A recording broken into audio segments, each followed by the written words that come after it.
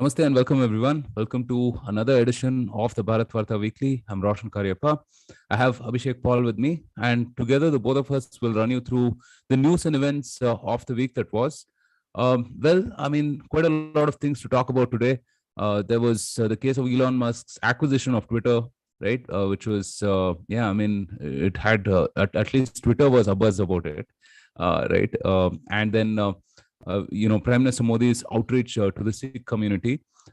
There's a looming coal shortage and power crisis ongoing right now. And of course, we have the long awaited LIC IPO coming up next week. So, all of this and more on this week's weekly. Elon Musk has acquired Twitter. It's finally happened. Last week, the Tesla CEO struck a deal with Twitter's board of directors to acquire the social media platform for $44 billion. The saga began with him acquiring 9.2% of the company in early April with the view to influence board decisions. In mid-April, the billionaire made an offer to buy out all shares of the company at a price of $54.20 per share. Twitter's board then adopted a poison pill merger technique, diluting the company's share to push the price of Elon's bid up. To fund this takeover, Musk will borrow $13 billion and pay $21 billion from his own holdings. This also includes a $12.6 billion loan against his holdings in Tesla and SpaceX. Well, what can I say? I think, we've spoken about the fact that the richest man in the world is a shitposter, right? There was a huge meltdown, right, Abhishek, last week when, all kinds of things were said that, billionaires are capturing public conversations and, they're stifling free speech and expression and all of those things. I think the key thing is Elon kind of recognizes the influence of Twitter, right? Even though on numbers, it probably lags big time behind, Facebook or an Instagram or whatever else. He kind of recognizes the content of Twitter and the influence that Twitter has. For all effective purposes, Twitter is a public sphere, right? At least in the US. I mean, I think 60-70%, maybe I think 40% actually of their user base is in the US, right? And so he recognizes that capturing is the wrong word to use, but controlling this public sphere is really important. And he has these ideals of free speech and expression, right? I mean, he seems to be actually a classic, libertarian, even leftist type. Liberal at least, right? I mean, if not leftist types. In fact, I mean, he posted this on Twitter, right? I mean, he posted this whole meme of, how much the left has gone towards to the extreme left over the last like 5-6 years, and how people like him have become a little alienated, right? And I think that's a very fair point. I think a lot of people identify with that, right? The deal itself will go down in October, so that's quite a way off, and there could be plenty of things happening in that interim period. In fact, Balaji Srinivasan had written an important article on this, where he said that Elon should probably launch an Elon coin, right? And and use Web3 to decentralize and to make it more than just a case of American policy versus Elon, right? I mean, I think that's a very important point as well, because if you look at it, I think the whole mainstream establishment is against him kind of taking over Twitter, right? Because all of them are kind of skeptical what will happen, and this guy is a maverick. So yeah, I mean, that's an interesting article that you guys can check out. What do you think, Abhishek? Yeah, I mean, when he launched the bid a couple of weeks back, I think privately all of us were feeling this will probably not go through, right? There are so many people opposed to it who will sort of come together to block this, right? Including we discussed them thinking of doing a poison pill and all that, right? And also Elon Musk was not looking for a negotiation, right? He had simply put down his first as well as final price, right? So the fact that Twitter board actually folded pretty quickly actually does show that they do have a lack of confidence within them in terms of whatever their vision and roadmap is to increasing the value of their firm, right? Because people could always argue, right, that look, today we are at whatever $30-$35, but XYZ roadmap for the product will take it much beyond whatever Elon is offering. And you could have had a fight like that. But clearly, they felt that, right now, given their state, it's probably in the best interest of shareholders that, this bid is accepted. Now, yeah, I think I have like 2-3 points here. Number one, as you said, the establishment and left of center political influencers, let's say, whether they are actual politicians or activists or media personalities, they're all pretty much in consensus that this is the worst thing that could happen, right? Like people are making, I mean, the more outrageous ones among them are the ones going out to declare that they are quitting the platform and all that, right? Or they will quit the platform. Uh, so that I think basically over the last, let's say, few years, and especially since the time of Donald Trump coming into the public sphere as a politician, this view has sort of developed that uh, full free speech is not a good thing. Like you need to censor, you need to control, you need to stop whatever uh, they think is or whatever the establishment thinks is misinformation or disinformation and all that, right? Because right now I think uh, in many ways it's all about uh, protecting people's feelings, right? When it comes to free speech for them, like whatever you should say should pass all the various checks that have been laid down by the woke folks, right? So otherwise you are causing microaggressions, otherwise you are causing offense, you are behaving inappropriately. And again, when it comes to the big thing in their favor, I suppose, is the whole January 6th incident that they repeatedly bring about, right? That they were using Twitter and other social media to do a sort of insurrection of their capital, right? So I think that is probably the sort of strong point on their hand.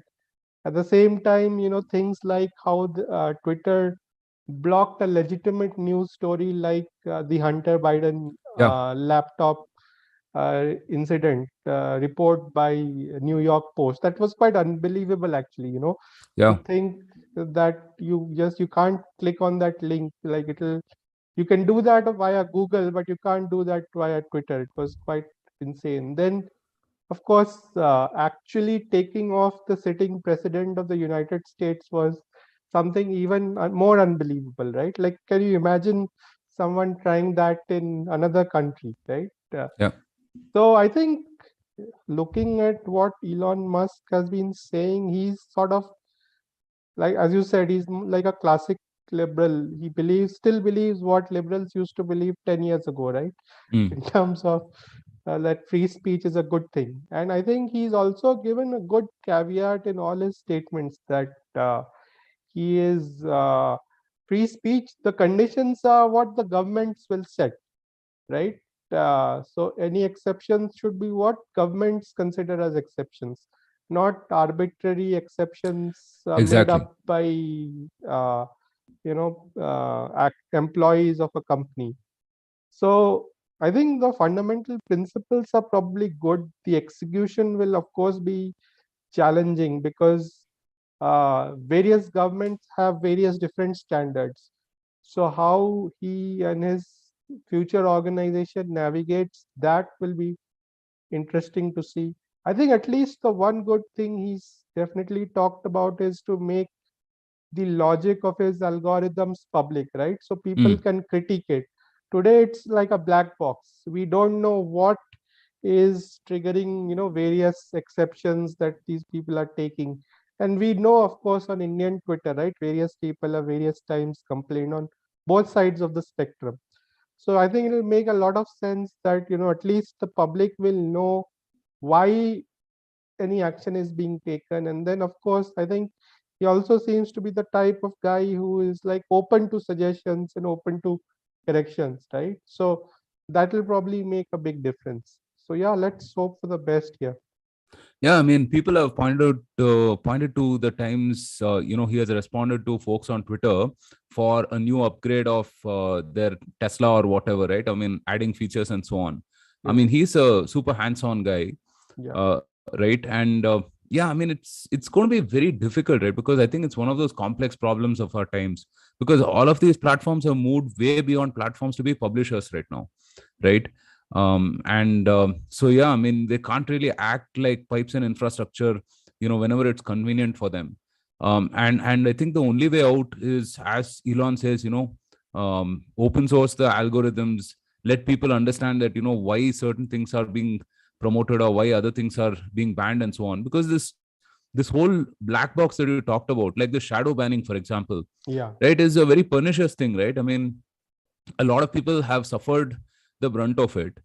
Yeah, and I think Elon categorically has said that my aim is to piss off both the extreme right and the extreme left, right? So yeah, I mean, definitely interesting times. And considering that Twitter is so relevant, right? I think this is a shot in the arm. I think it'll do good overall, I think. Yeah. Well, moving on, closer home, Prime Minister Modi conducted a big Sikh community outreach after the Punjab polls last week. In the outreach to Sikhs after the Punjab election, Prime Minister Modi met a delegation of members of the community at his Lok Kalyan Marg residence in Delhi. During a speech on the occasion, he asserted that the Sikh community has been a strong link in relations between India and other countries.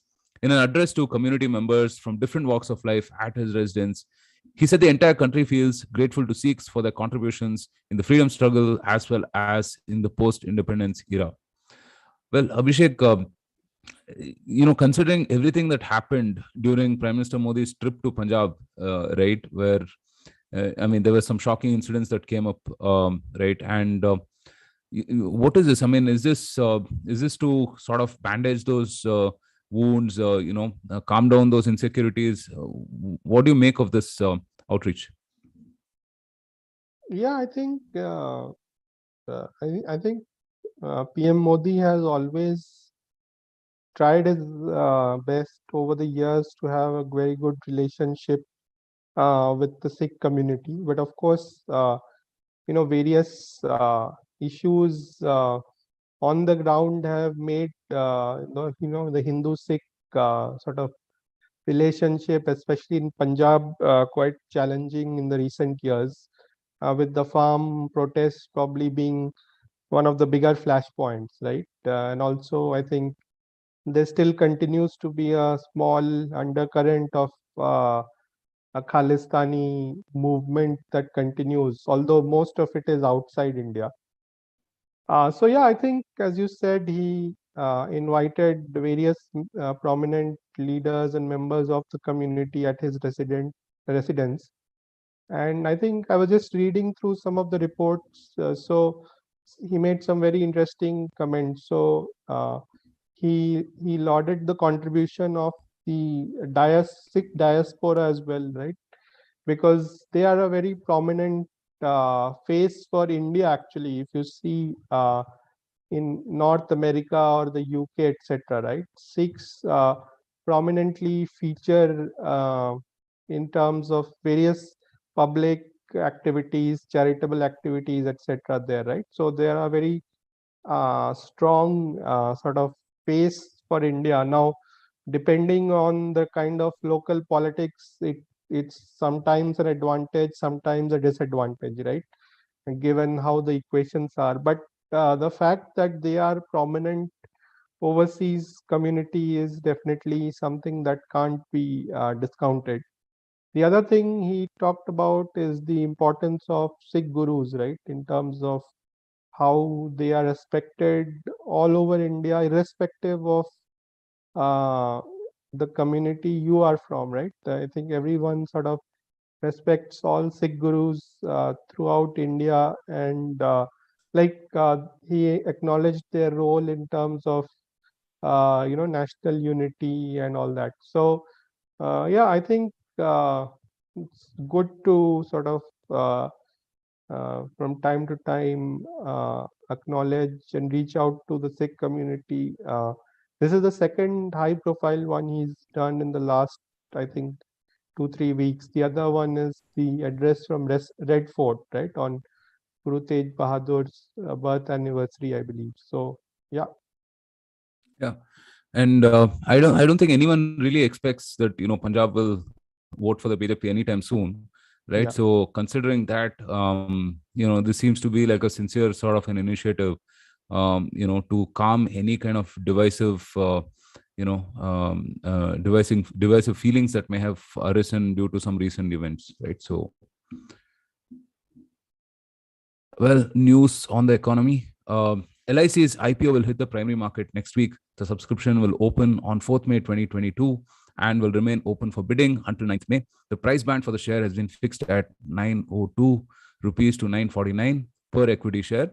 The government of India aims to raise 21,000 crores from this public issue. Bidders will be able to apply in lots, with each lot comprising 15 shares. Many trading experts have rated the IPO as one to subscribe, mainly for those looking for a long-term investment. Many are looking at it as a must-buy due to LIC's behemoth market share of about 64% of insurance premiums in India. Well, I think in India, it's safe to say that, LIC is synonymous with life insurance, or rather life insurance is synonymous with LIC, right? I think they're planning to dilute about 5% to raise that 21,000 crores. And LIC is a mammoth, right? I mean, 280 million policies.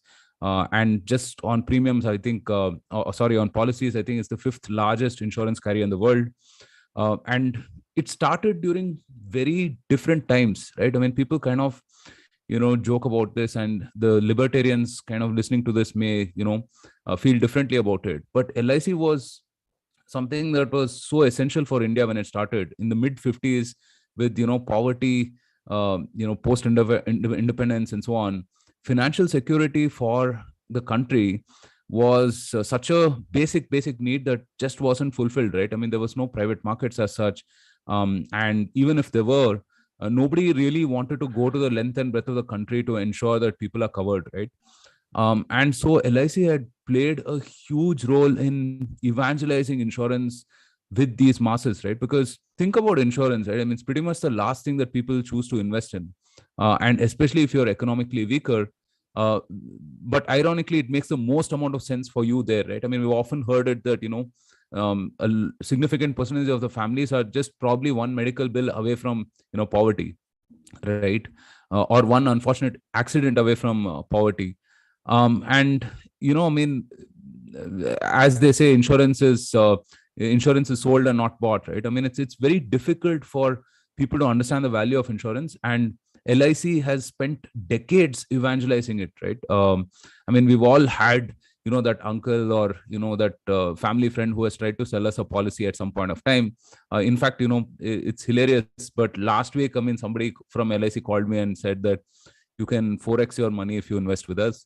I asked in what time frame, and they said 25 years, and that ended our conversation. But these LIC agents as well, right? I mean, the kind of micro entrepreneurs they've created is fantastic, right? I mean, so many people, especially housewives or people who are working from home, etc. I mean, they've been able to eke out a living with LIC.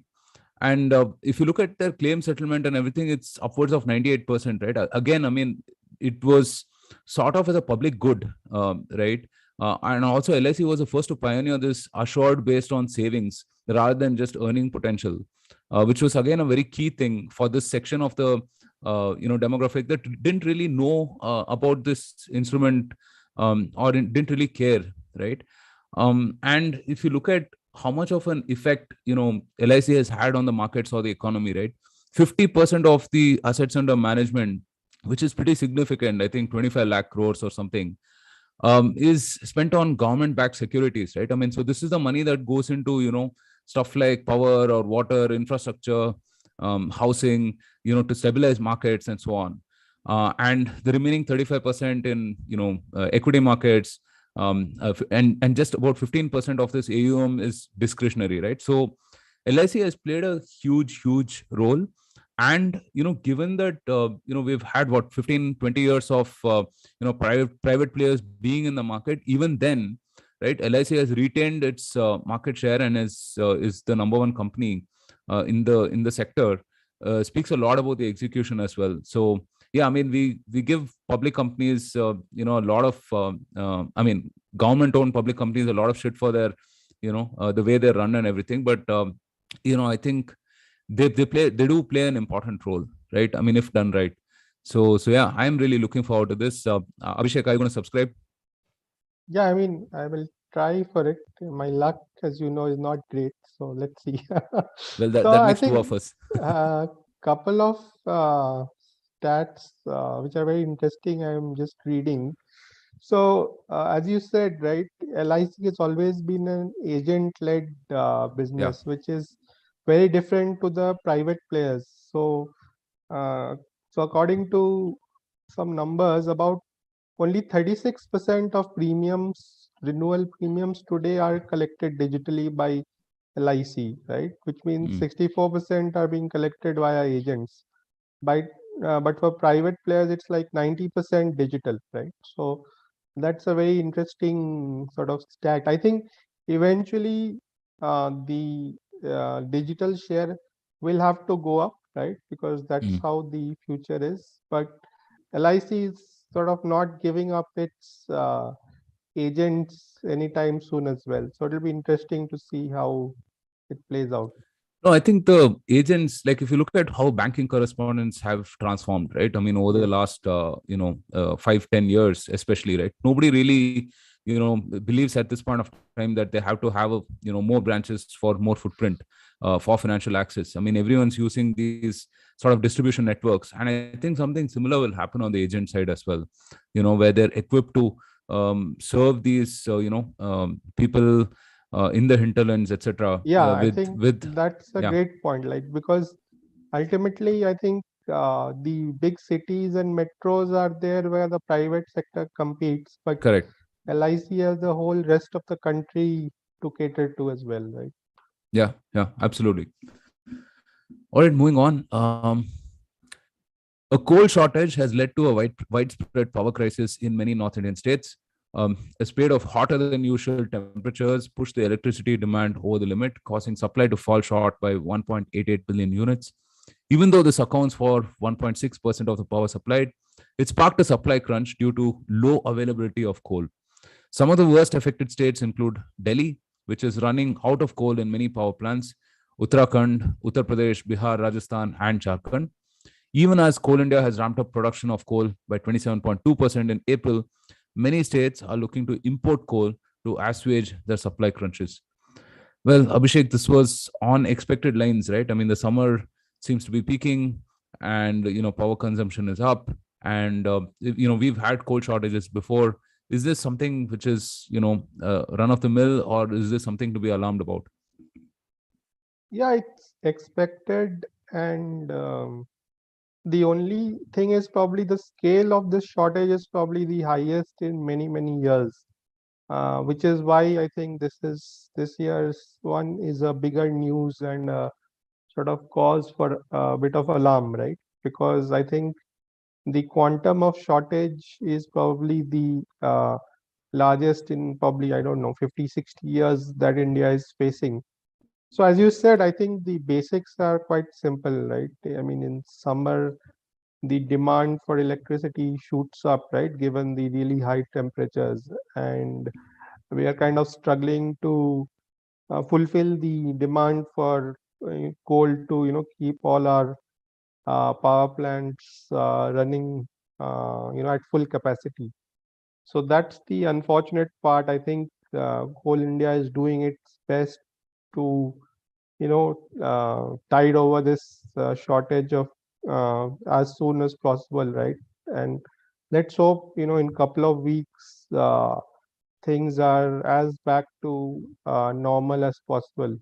I think load shedding or power cuts are probably uh, always going to happen in this period, but the whole thing is, how how much that can be minimized, right? And that's something. That's very acutely felt probably in North India or other part, even South India in non-Bangalore places, right? In summer, with temperatures exceeding 40, 45 degree, to not have continuous power is a really difficult time for folks out there, right? Yeah. And for all Bangaloreans complaining about the heat, Gurgaon is doing about 48 or 49 degrees Celsius, apparently, right? So Good God. literal meltdown. Yeah. Oh, man. So, anyway, to end things with some political news, Prashant Kishore has announced that he won't be joining the Congress. After weeks of speculation on whether the master strategist would join the ranks of the grand old party, both Indian National Congress and Mr. Kishore have confirmed that he will not be joining the party. In a tweet, Prashant Kishore stated that he declined to quote the generous offer of Congress to join, as he believes that the party needs leadership and collective will to fix deep-rooted structural problems. Abhishek, have you seen the PowerPoint? Yeah, but apparently even that PowerPoint is not the full PowerPoint. In fact, there Yeah, really it's not were all. It's 500, not the 600 whole. Yeah, slides. it's not the whole And 600 slides, right? also, Yeah. it seems the meeting went for 4, 5 days and not just a one-day meeting.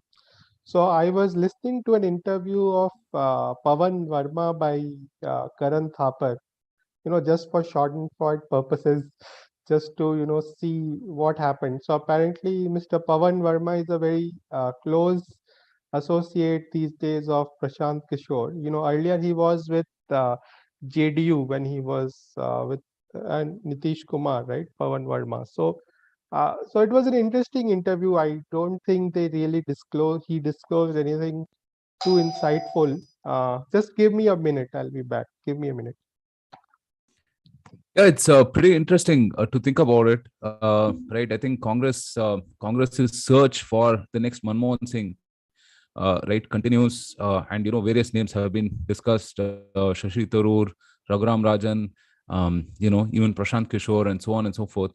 Not really sure, how serious this was that Prashant Kishore ever really contemplated, being part of the Indian National Congress. But yeah, I mean, it seems one of those things that we will have to wait and watch. Also, do check out the episode on the Indian National Congress that we did perhaps about a year and a half back with Ashish Chandorkar and Rohit Jaraman and a bunch of others. We predicted a lot of things that are happening at this point of time, the future of the party, and what it needs to do to get back to its past glory and so on. Yeah, definitely check out that episode. That's pretty interesting. All right, moving on. So that is the end of the news for this week.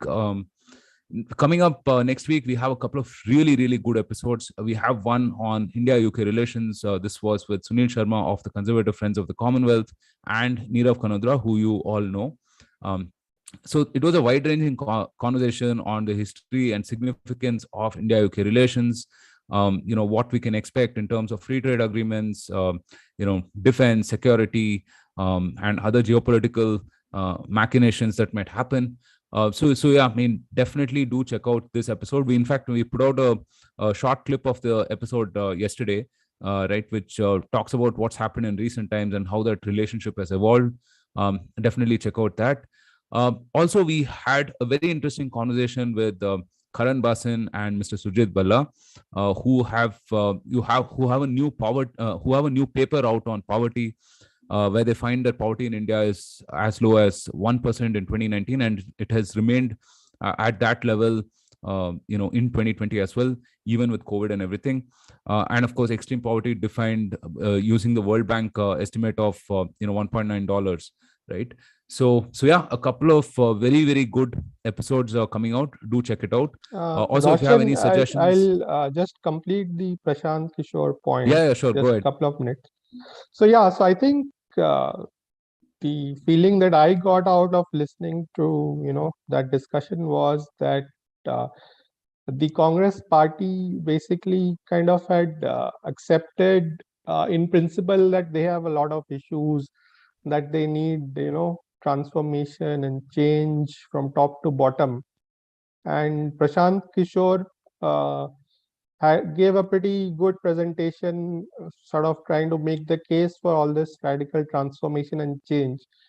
But I think what he felt coming out of that meeting was that their organization was not fully ready to, embrace that change, right? I think he wanted much more power and authority to drive that change, whatever he had suggested, right? While I think the Congress party was trying to make a committee and make him a member of that said committee, and then, as committees go, it would go on and on, right? Without probably doing anything meaningful. So I think that's where he felt that while the intentions are good, the party is still not yet sort of ready to commit to the pace of change, the amount of change that he feels is necessary, right? And that's where I think things fell off. Yeah, that's correct. So, all right. So that's a wrap from us here on the Bharatvaarta Weekly. Thank you so much for joining us. Do stay tuned to all of the episodes that we're going to put out next week. Stay safe, take care, and see you on another episode. Thank you.